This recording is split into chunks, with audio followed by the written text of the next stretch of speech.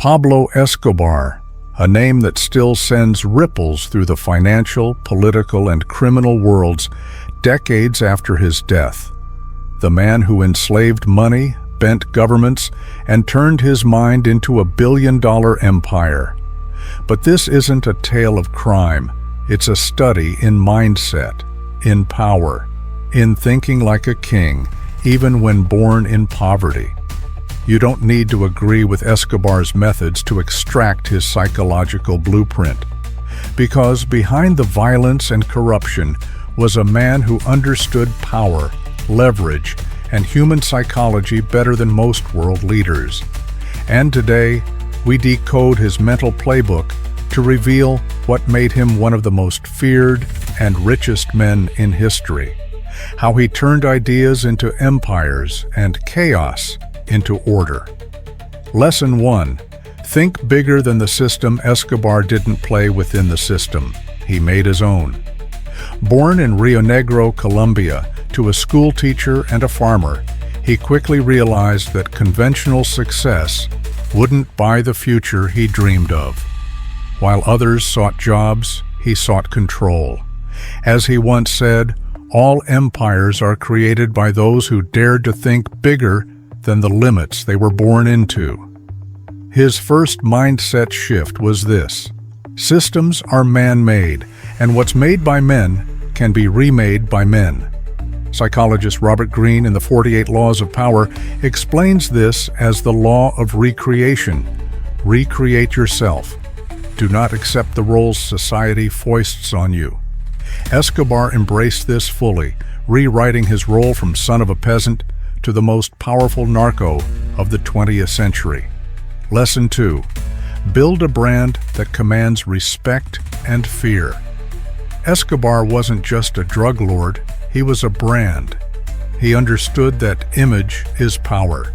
He paid off journalists, built hospitals, funded soccer teams, and walked through Medellin streets with the confidence of a king. He gave the poor what the government wouldn't. Loyalty was bought, but the brand was built. Like Steve Jobs made Apple a symbol of innovation, Escobar made himself a symbol of untouchable power. His message? I am inevitable. I am the law here. If you want influence, your name must mean something. In Contagious by Jonah Berger, the idea of social currency explains how brands, personal or corporate, thrive when they make people feel powerful by association. Escobar understood this long before modern marketers did. Lesson 3. Master the art of strategic generosity. Escobar gave away millions, sometimes for charity, sometimes for strategy. This wasn't philanthropy, it was investment. He built homes, schools, and clinics in the poorest neighborhoods of Colombia. Why? Because power starts with loyalty. This tactic is rooted in reciprocity, a principle deeply studied in influence by Dr. Robert Cialdini. Give people something they never had, and they'll protect you with their lives. Escobar built an empire not just with fear, but with strategic goodwill. If you're building influence today, in business or leadership, understand that generosity can be the most profitable investment. Not all ROI is immediate, but all influence is built on perceived value. Lesson 4. Create a binary world. You or nothing. Escobar's infamous phrase, plata o plomo, silver or lead, wasn't just about bribery or violence. It was about binary thinking. With Escobar, there was no middle ground, no ambiguity. You're with him or against him. And if you're against him, you're irrelevant, or worse. While ruthless, this clarity made decision-making easy for him and terrifyingly effective for everyone else. The world respects decisiveness. In Thinking Fast and Slow, Daniel Kahneman explains how humans are wired to respond to certainty. Escobar used that to his advantage. His yes meant yes, and his no could be deadly. In leadership, ambiguity breeds confusion. Escobar's black and white worldview simplified complexity.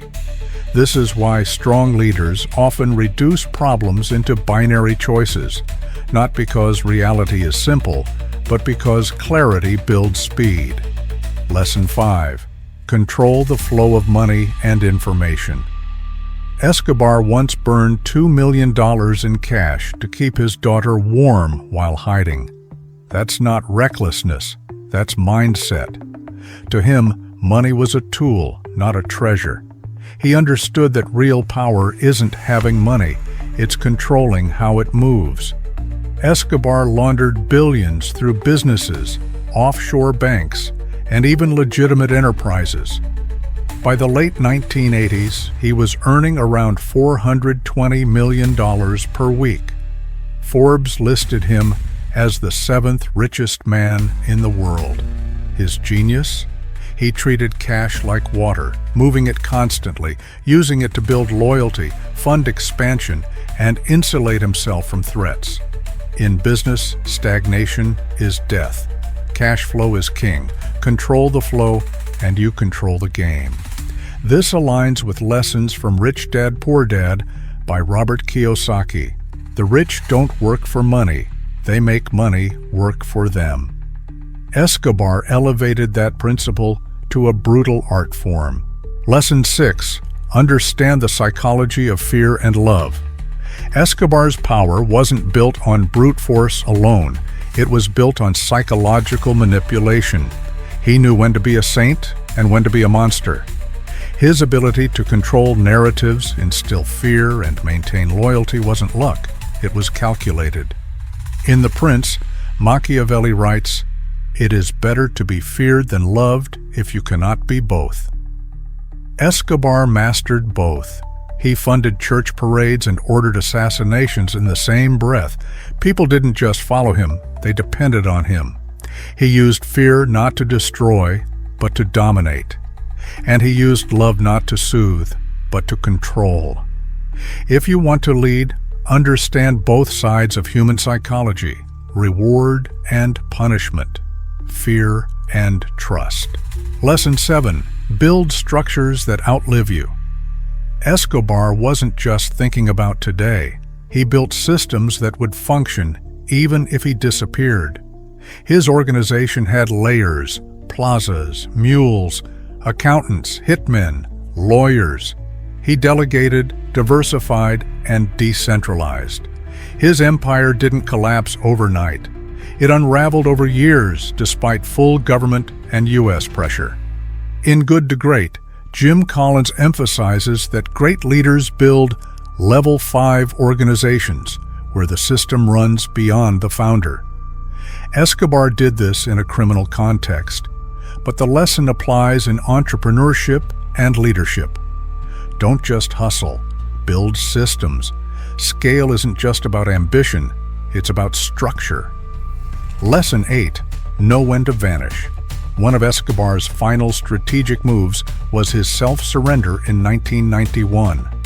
But it wasn't a defeat, it was negotiation.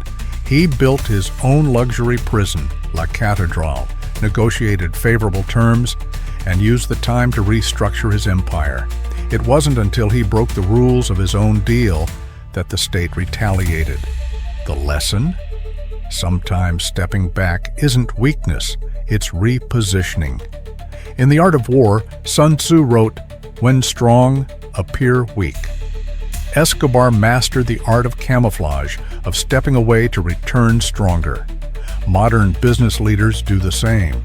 Elon Musk stepped down from several leadership positions only to launch bigger ventures. Jeff Bezos handed over Amazon's CEO title, but moved to strategic innovation. Lesson 9. Legacy is crafted, not inherited. Escobar wanted to be remembered as Colombia's Robin Hood. He carefully shaped that image. Even as he waged war, he paid journalists, influenced stories, and built a myth. What you leave behind isn't just wealth, it's narrative, and he crafted his narrative daily. This is legacy creation, not waiting for people to remember you, but scripting what they will remember. Think like Escobar. not in crime, but in vision. Define your legacy early. Shape it with action. Protect it with discipline. Conclusion: think like a king, even if you start in the dirt. Pablo Escobar didn't have formal education, family connections, or legitimate wealth. But he had a king's mindset. His story is a reminder. No matter how you start, your thoughts shape your reality. Understand systems, bend them, control narratives, build loyalty, leverage fear, create structures, move money, and above all, think like an empire builder, because mindset is the first currency of power. And Pablo Escobar, for better or worse, was a master of that currency.